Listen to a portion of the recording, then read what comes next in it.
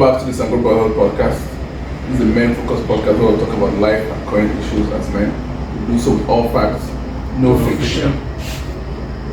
We are the Ministry of Men Affairs because we encourage men to speak up with truth, facts, and no feelings. So, we had a couple of the boys on. We discussed Andrew Tate's, some of his craziest things. And I look back at the video and I'm proud of the way we did it, but I do feel that I didn't push back on them as much as you should. What I'm proud of is the fact that we allowed the guests to speak, even though they're not saying much. Because they kept saying, okay, what he's saying is true, but don't say it like this. And that's the beauty of Tate, right? That's, people, when we use Tate because he has the proof, he has the social proof, 27 supercars, bitches, everything, right? Yeah. But the things Tate is saying are just very basic things. Yeah. But he says them in the most bombastic way. Yeah. But that's the way I talk. That's the way we talk. Like we say these things.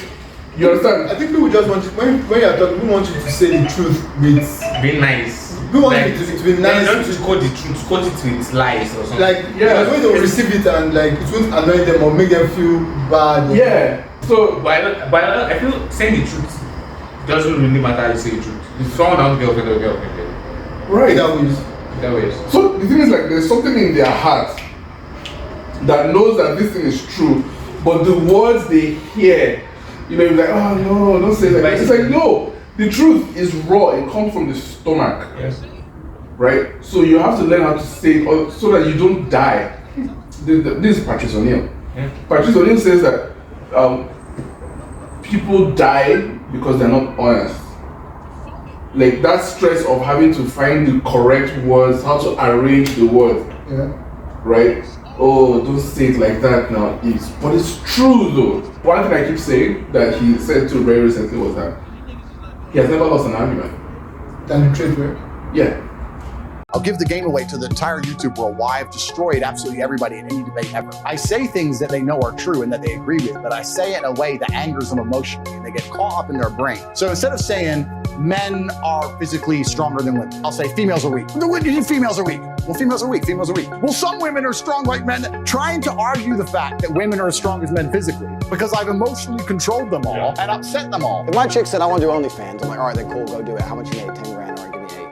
Why would, what woman is going to give you 8 grand? Next question. No. That upset her, didn't it? And it's the same thing with me. Because you know what I do? Before I even talk about anything in life, I find out what the truth is first. Before I even talk. So once that thing is true, and I know how to articulate it to somebody, I know how to say it, I will always say that thing. And I'll say it, yes, let's say this is the kernel of truth, I can now surround it with the most bombastic and most effective thing, but the kernel of it, the roots of it is true. So those guys they're talking about, and you saw how they kept dodging the question. They asked you, okay, you have a male pilot or a female pilot, which one will you pick? You say, what if he's drunk? What if he took cocaine? Come on, guys. This is the question.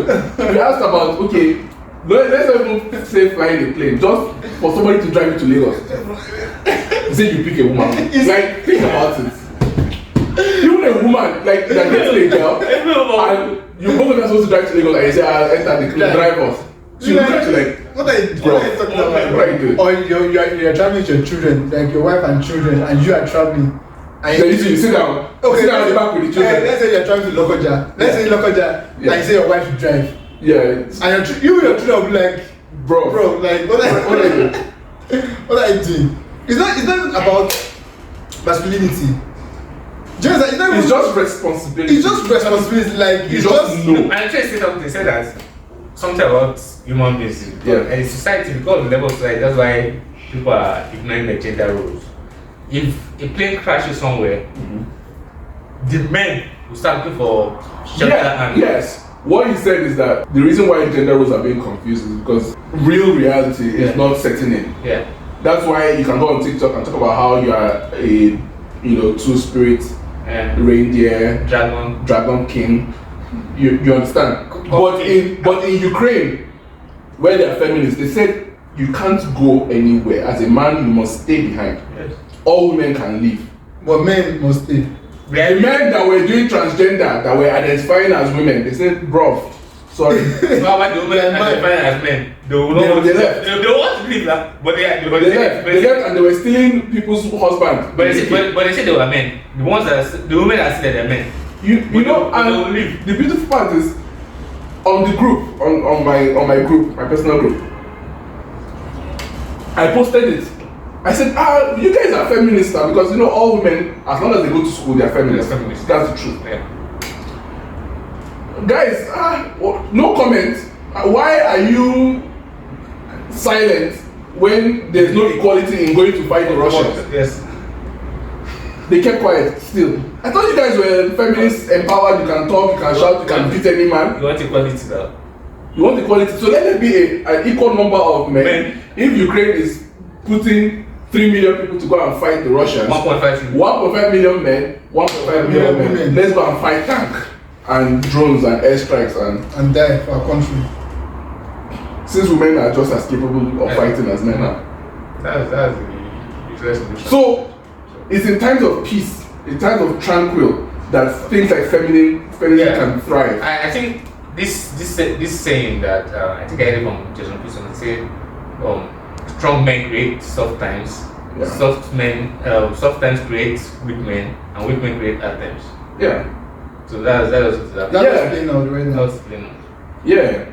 And my only thing is that no matter what time it is, whether it's good times, hard times, tough times, the most important thing is this ability to say the truth.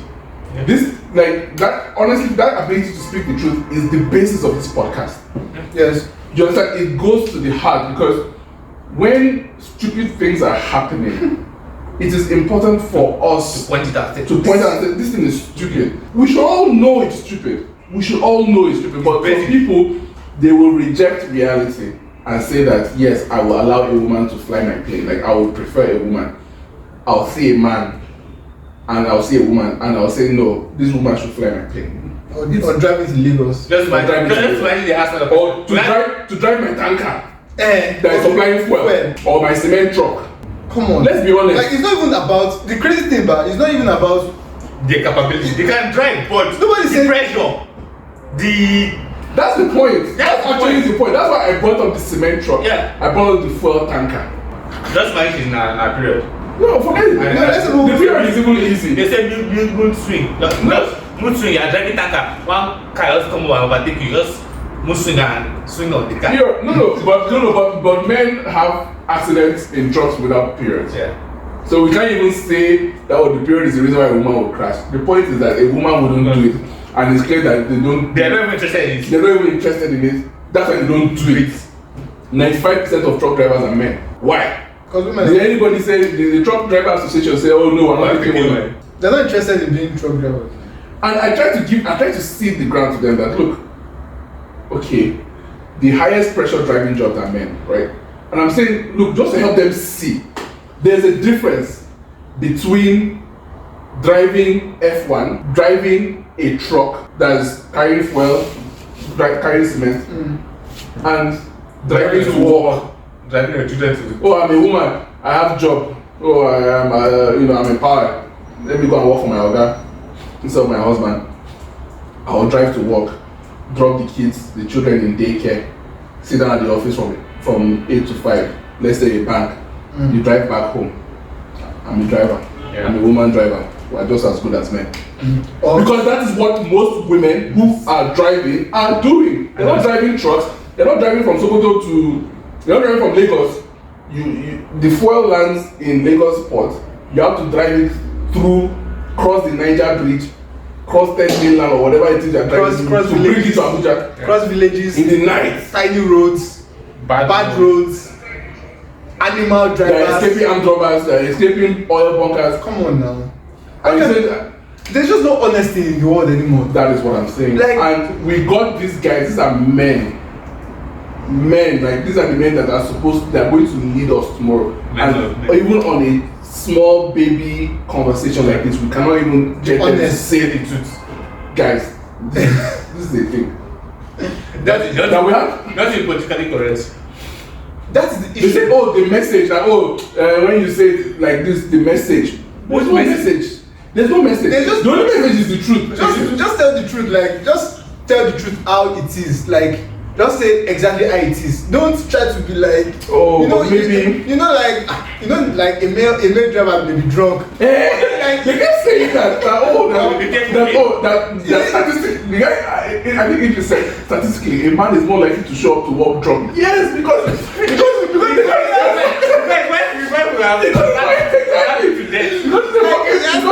he's married to a fucking bitch. So he has. Did you see that video of the guy that showed up to the airport? The guy, the pilot, he was drunk off his ass. I'm like, yeah, like you're a king. What? Life is hard. Men are deleting themselves, you know. What? So of course you have to drink. I don't approve of drinking, but I understand it. But don't say that. Oh, that's why you would pick a woman. Fuck off. Don't tell that kind of lie. Like when that episode, I didn't really talk because I realized that there was no point. Because I asked a simple question: would you rather a man or a woman drive you to Lagos? Yeah, do you understand? We took it away from pilot, right? Because like planes fly themselves, basically. Exactly. So we're like, okay, let's do something that is more grounded, more practical, something that we're more familiar with. Correct. And what? Come on. They'll look for hypothesis to. You cannot even just say that. Come on. I don't expect that. It was guy. Why would you ask that kind of question? Of course, I would prefer a man to drive me. Like, just tell the truth. Yeah. And that was the point of the whole conversation. Yeah. About even Andrew Tate. Because all it does is just. It just goes and tells the truth. The truth may not even be true, right? Yeah. The truth that you're speaking may not be fact. fact or may not be actually the truth, but it is your own truth. Not your own truth, but just your lived reality. Exactly, your real opinion. Yeah. Something that you've seen happen. There's a pattern, and it's observable by any other person. Exactly. And we know that if like gone to your head, right? And you're told that just tell the truth. If you tell the truth, you're not going to die. Do you understand? Like, see, they kidnap you now. Like, they kidnap a person, and then I say, look, I'm just tired of this life. Like, everybody's a liar. And look, Sule, put gun for this guy head. AK-47 to your brain. Right. And they say, would you rather a man or a woman drive you to Lagos? Tell us. I'll be like, Sule, is the man drunk? Please kill this guy. Next, I'm like, please shoot this guy. Next, is it beer or cocaine? You know the man may have taken cocaine like 1 week before. So it's in his system. True, and it's just honesty that we need. This issue of mental health. It's not an issue of disease. It's not a disease in the same way that you have tuberculosis. Yes. You understand? It is simply a question of conduct. Yeah. Right? And I explained that, look, there's a guy called Dr. Thomas Sachs. We talked about this in season 1, right? Yeah. Thomas Sachs wrote this book in 1960 something. All his professional colleagues, he was one of the first people to be cancelled. You understand? They censored his book, they made sure. And that makes sense when you think about censorship today. Andrew Tate gets censored. They took away his bag, he cancelled. Like, when you talk about real cancellation, it's the same thing that happened to that guy. Why? Because he's saying the truth. Yeah. And that Dr. Thomas Sachs says that mental illness is mostly two things. The fundamental thing is a question of behavior. The second part is a question of morality. That is why we cannot sit down and call you mad unless you behave mad. You understand? But you can sit here with tuberculosis and we can check. You don't have to necessarily exhibit symptoms. Yeah. You understand? Even brain scans do not detect mental illness. A brain scan cannot detect sociopathy. Yeah. It's behavior. That's why malingering works. He exposed the fact that malingering, which is pretending to have a mental illness, it is effective. We've seen cases where it worked. A lot of cases. Many cases, the guy will pretend to be mentally ill, and the judge will be like, yes. You now go to jail, take you to psychiatry. There was a boy recently in Florida. He killed 2 people, and when they came and found he was eating their face. Yeah, and they say the guy is no more than. And they said, no, they said not guilty by way of insanity. Was it their excrete? Their face is not feces. Oh, was it in people's faces? Yes. And Raw? that's what they said. I don't know what I that bad. Doesn't even matter. Doesn't even matter. That means he planned it now. That means he planned to do that. Yes. Because when they were sentencing him, he was sitting there in court, normal. His plan is working out now. And the family of the daughter, the daughter was saying, look at you now. You are trying to, you think you are deceiving everybody that they are mentally ill. Look at you, they are behaving. The man was even hiding his face. You understand? But they still went and found him not guilty by way of insanity. This guy is supposed to hang. So he's walking the street now? No, he's not guilty. So they said they have to remind him instead of this guy to hang, right? Which is the correct thing. They put him inside hospital, meaning that he's the victim. Yeah. Meaning that he should be getting treatment. And he eats proper food. You eat food. They will give him drugs. Free drugs for life. Drugs that will getting him high. You eat, get high, sleep, watch TV. That's a holiday, not a sentence. Yeah, that's a holiday. The taxpayers' money. And I put it to these guys again. I said, guys, look at this. I said, in Jamaica, okay to be insane, but it's illegal to kill somebody. Yeah. So even if you are mad, we'll still go to prison. We'll lock you, you go to prison. You go and do your madness there. Yeah. Because they are working with reality. They are being practical. We know that someone can pretend. We know this. And that pretense can deceive a psychiatrist or a psychologist. Yeah, because they cannot really test for madness. So when it comes to depression, people like to rely on the pregnant woman or postpartum depression. See, something about this mental illness stuff is okay. Someone said, like, I'm thinking of a story of a girl that crashed, so a decapitated mother. Yeah. She survived, then he died. Survived, came back and started walking. I swear, it was this generation now. That girl. That kind of thing can only happen in the 70s. But you know the funny part? They will tell her that to go and see a therapist. And the therapist will diagnose her with. Not just that, the therapist will convince her to be mental. Yes, that she's like, oh, you're sad. Oh, what a shame, you saw your dead mother. Then she too now has to believe it. Because depression is you are sad. It's sad. Right? Just sadness. You express your sadness, somebody else affirms that sadness. Yeah. So you accept it. You know, it's like how somebody who gets diagnosed with HIV, his body immediately changes. Yeah. Because of diagnosis, because he's aware now that he believes it. Yes. So he believes that, oh fuck, I'm going to die. And that's what kills actually them at the end of the day. Yeah. And I realized like most of the reason why all these like health practitioners keep pushing this agenda of mental illness is because a lot of them make a lot of money from it. That's what I was going to say. That's what I was getting to. Yeah, like they make a lot of money. The psychiatric association, the psychological association. Didn't you remember? Homosexuality used to be a mental illness, yes. Yeah. But they took it out. Meaning that if it was still a mental illness, it means that they would have even been having drugs or they would have tried to develop drugs that will cure homosexuality.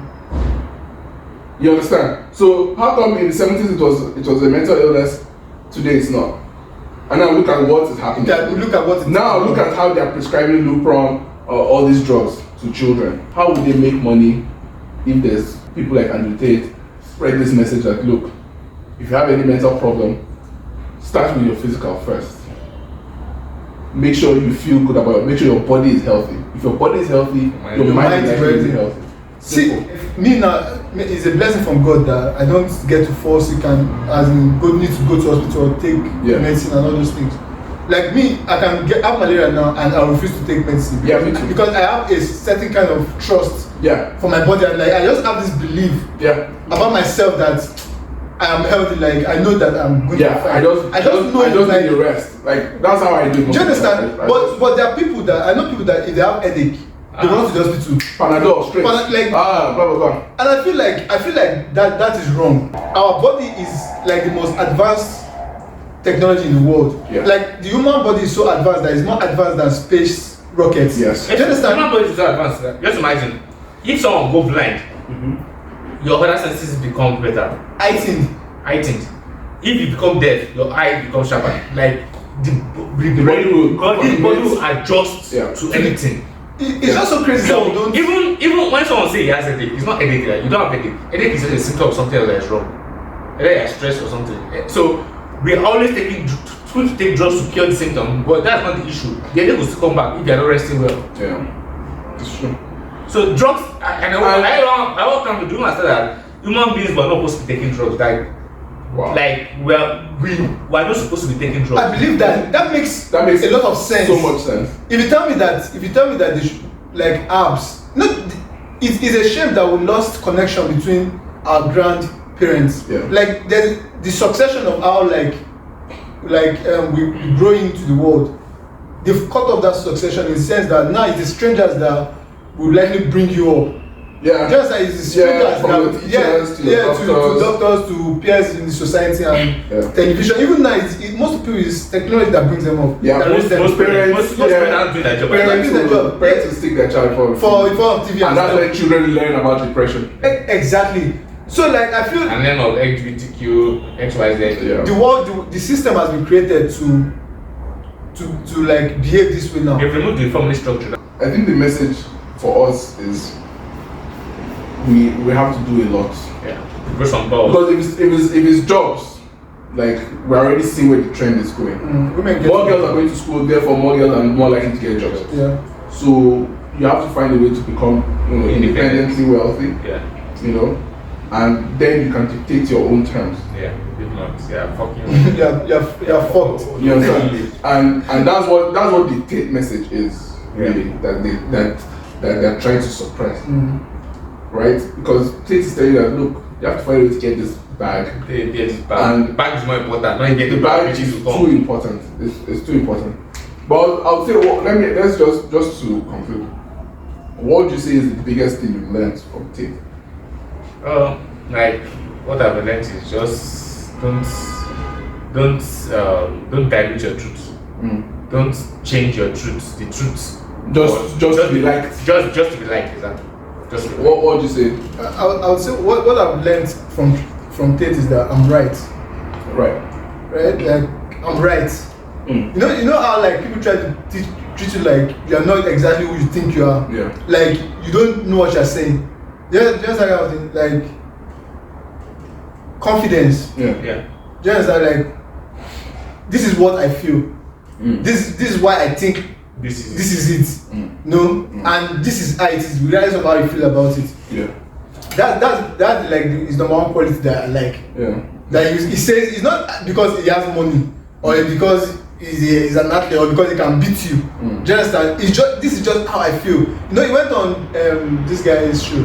The guy Ronaldo did interview Piers Morgan. Yeah. And that like I've never he humbled Morgan. He did. Because Piers Morgan was trying to like shake him you like young women or you think old women are soft. And it's like, of course, this is the young women are better than old women. Everybody knows this. Why do we have about it? Like the Piers Morgan that is talking to, would he date? If they give him 45 and give him 25, which one will you choose? Come on, no, 25 and 18. You will still choose 18, though. Everybody knows it. It's now strong. I don't go through two more dicks. It's just crazy how like we tried. The truth, this is not easy to live in this time. Yeah. It's so hard to live in this time to even have meaningful relationships. With a girl. Not even with a girl, even with a man, even like friendship with people. It's so difficult right now because people are not honest. People are just full of shit. Yeah. I would say the biggest thing I've learned from Tate is that cooking is bullshit. Cooking is bullshit. No, I'm just kidding, but I would say I just thought of it now, and it's family.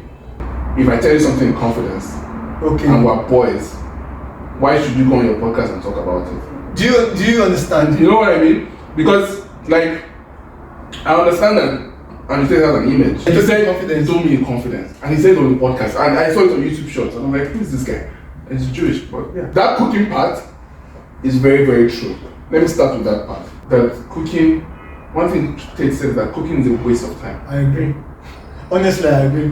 Like, when you think about it and you apply it well, cooking is the biggest waste of time as a man. You don't have time to cook. See, do you know how long it takes to wash rice? Before you boil, I bought this basmati rice. I was washing this rice for 20 minutes. I'm like, I'm an idiot. Bro, I can be sending emails to market for people. I'm here washing rice because I want to eat. That thing is such a small thing. You know, I said it as a joke initially, but it's the most important thing. Let me tell you, like, I'm thinking about getting married. I swear to God Almighty, 90% of the reason is because I want someone to cook food for me. I swear. We're boys, like, I'm telling you. Because it is so mundane. The example you gave was slicing onions, which is true. You slice onion. YouTube, yeah, I'm good. Bro, you're a fag. Let me be honest, I've been cooking. So I am a fag right now. I am a host. You know, like, I don't really know how to cook like that, but I started like trying. My friend, like, I have a female friend who like will be on video call and be telling me what to do, and like I realized that there's nothing in this life that I've ever like just tried to do that. If I want to know how to do it, I get very, very, very, very good at it. Yeah. So I realized like I could cook. Like my food, you're just not doing it. I just don't like to do it. Like my food actually makes sense. If I cook big, like even when I was 7, because we were always eating beans. So like I learned how to cook beans, and like everybody always wanted me to be the one to cook beans. Right. Do you understand? So I realized like if I actually want to do this cooking thing, I'll be a bad guy. It's so hard actually. Bro, but women do it as if follow instruction. Women talk as if it's like it's the greatest. No, it's so basic and mundane. I cook like, and the women that will tell you that I can't. Why would you be able to cook? Then why are you alive? Why are you even talking to me? Bro, I cooked 3 times. Right? Since I moved, I cooked like 3 times, and I never cooked again. Yeah. Like I would rather go and buy food. Yeah. Or eat Indomie. Right, and the thing is that like, you cook, you have to clean up. You have to clean up. You have to wash the pots. I'm like, what is this, bro? Let me tell you, the entire process is like 1 hour. At least. Because let me tell you, after you're done cooking, you will never feel like eating the food. You don't feel like eating. Help me. So you've wasted your time twice. Help me, please. Just help me. Then after, if you eat, you now have to wash up. You wasted your time again. That is, let me tell you, it's about 90 minutes of time wasted. Cooking in this camp. Not just time. Remember that there is energy involved. So let me tell you, that is honestly my most important lesson I learned from Andrew Tate. Because, you know, like growing up, or when I started cooking, I was watching Chef Rams and I was like, wow, Chef can cook. And I started doing stuff, trying things, and I got good. But recently, as a responsible, nobody needs to tell you now. Yeah, as a responsible man that is looking for money, do you know what it takes to cook? You have to go to the market, buy like a woman, and be buying tomatoes. I negotiate. I ask how much it goes. I never negotiate. I don't negotiate. It's women that negotiate. No, like you see, I have to ask like how much is pepper? Like how much? I don't even tell them. You know what I just do? This is how I go to the market. I just look at the ones that I think are nice. Give me that one, 500. Give me onion, 300. Give me pepper, right? I know what I'm doing with the pepper. If I want to grind, I have them grind it, bring it back. I don't argue or Fisi or Jara. Please just give me, I'm going. The reason why I don't do that is because I'm a man. Yeah, man. I don't have time. I just want to cook and eat. But I realize that even going to the market itself is feminine. You understand? If you look at women, when you take a woman to the market, right? She'll in the shop. She's in her element. Like she's in she her knows base. the best ingredients. She knows how to pick this, how to argue, how to maximize the money. You give her 2,000 naira, she can buy goods and food produce worth 3,000. You 5,000. You understand? So that thing is a woman's job. But me, like I go there, each time I buy oranges, it's always rubbish. Like they'll sell you the worst shit. They'll sell you the worst tomatoes. You understand? Because I don't have time to be sitting there and be checking all the tomatoes whether they are good. And women that have this time, then I'll come back, climb up my stairs, start slicing it, wash it, nice, put it inside fire, cook it. After then I'm tired, too tired to eat it even. Then put it inside fridge. Then one day, sometimes, let me tell you, some of the soup, some of the food I cook, you spoil. I will leave it inside the fridge for 3 weeks. I won't eat it because I'm too busy.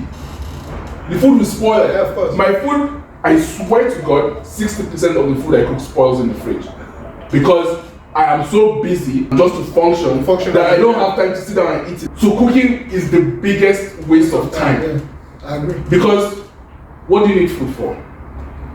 You just need it, like, it's a very small thing. It doesn't have to be good. Just eat that minimum required and move on so that you can function and do other things. But cooking is like, oh, you want to make it a pancake, it has to be the best ingredient or whatever. Like, no, like, it's just fuel. Just fuel. You understand? To do other things in life. The worst one is coming back from work. Yeah. And then thinking of what to eat. See, that's just the word. Like, knowing that you don't have anything you are going to eat when you get home. And you just have to start thinking. That's why you get married. Exactly, that is why you need but you know the problem. But now, your wife will come back for work Same time. time. Because she's empowered. I'm saying that they don't even see this coming. Do you think if I have the chance not to work, do you think I want to work? You know, the women, they post this TikTok of, I'm angry with my husband because he did not hire a cook. Like, if I'm going to, what she said was, if I'm marrying somebody, he must hire a cook, a cleaner, a nanny, and one other thing. The girl that posted it, I messaged, I said, so What's your use? What am I doing? What is she saying? What are you here for? She said, oh, companionship. I'm like, what? Can't I sleep with you? No, like, if we're being honest. Okay, sorry. It's wrong to sleep with your employee. Can't I order somebody from different girls? I don't have to be one. I can have different one. Do you understand? What are you doing? Okay. Why are you in my house? Like, I went and met your family, I paid bride price. Why are you ceremony? This ceremony, why are you here? If I have a cook, if I have a cleaner, if I have someone that is doing laundry, if I have someone that is watching my child, why are you here, please? But as women, they believe that cleaning the house, cooking food, caring for the child, it's a slave job. Slavery. They are suffering. Our mothers used to suffer. Some of them, we say that's actually, if you think about it, if you think about all those house niggas, like the house slaves, that's what they used to do. Because even the children, the white children, used to call them auntie. Like the slave women, they developed such a close relationship with the children. The children loved them so much. You understand that, you know, when slavery was over, even like they used to miss them because they used to like write them letters because they had to, like, you know, slavery was outlawed. Yeah. The family, it was like a family bond. Yeah. My question then was, those women, what are they doing? Because if you look at there's this guy that learned how to read. You know, it was illegal to teach slaves to read. His name is Frederick Douglass, right? And he learned how to read from his master's wife. His master's wife was teaching him how to read. Like, oh, you see, He was sleeping down there. white women. Because if you are doing your wifely jobs, you won't have time to be looking at a nigger and teaching him how to read. Yeah. You won't even have time to teach him how to read. Yes, her name is Mrs. No, but that's my point. Like, this is even before women's rights movement, right? You know, and Tate says this thing that if I show you, let's say there's a man and a woman, and I show both of them, this is how you make $1,000 an hour. Yeah. A man will say, yes, I can make $20,000 to $24,000 a day. Yeah. A woman will say, thank God I now know how to make $3,000 a week. But you can go get a job, right? I could, but I'm not going to. My rent's free, my food is free. If you show a woman how to make $1,000 in an hour, she'll think I can work 2 hours a week. If you show a man how to make $1,000 in an hour, he thinks I can make $18,000 a day. we think about the world different, right? Yeah. Why does a woman think like that? Because she knows that she can date you and collect your money. Yeah. She doesn't have to do anything. That's they don't want to do anything. They don't want to. Women don't need more. That's why they will say, "Oh, go and hire house help." Do you know why women that ask for house help? Do you know why they love? Why? Do you know why they love going to the office? Do you know why they all these work things? Because they don't do anything. Because they get to just sit down, make videos, you know, look fresh, and make their fellow girls angry that they are in this work environment. This is my dress. Most girls like to post themselves at cubicle on TikTok. Yes, now post their work. Some girls are getting fired for that, like because they're like exposing your work. Like they'll take picture of their work of what they are doing. They do it. Yes, now they do it very well. Now of exactly what they are working on. Yeah. Oh, stressful day. Stressful day. Tired.com. Maybe she never do anything. She don't do anything, bro. What did we do all day? That is a great question. When I was working at Meta and I was a recruiter and we weren't expected to hire anybody for the first 6 months, even the first year. This is something that even on WhatsApp, I've seen girls posting client information on WhatsApp. That this client just bought something. Thank you for your transfer. What are you doing? You're posting client information on WhatsApp. For who? It's common, no? It's a common thing now. And people still make excuses for them. Drop the EP, that legit. Top 5 in the city, competitions right here. Swear. All I know now, so miles don't got no time. Slime, I got mad lines. Up tempo, make I catch my vibe. Yeah, look, chopsticks, yeah. Shout out Ice Prince walking, I'm giving my all to the art. 80% of my vest from the heart. Me, I believe in being creative. I put in the time and I put in the work. I put on my tata, I give all to God. Trust in the process, believing in me. Everything come in due time, guy. Wait for your time, make it look on the rush. Yeah, me know they dog. I know be baller. Roll up the lab, make we touch on cloud now. I do it for the love and I do it for the city. Every J, stand up. Me not bad guy. Again.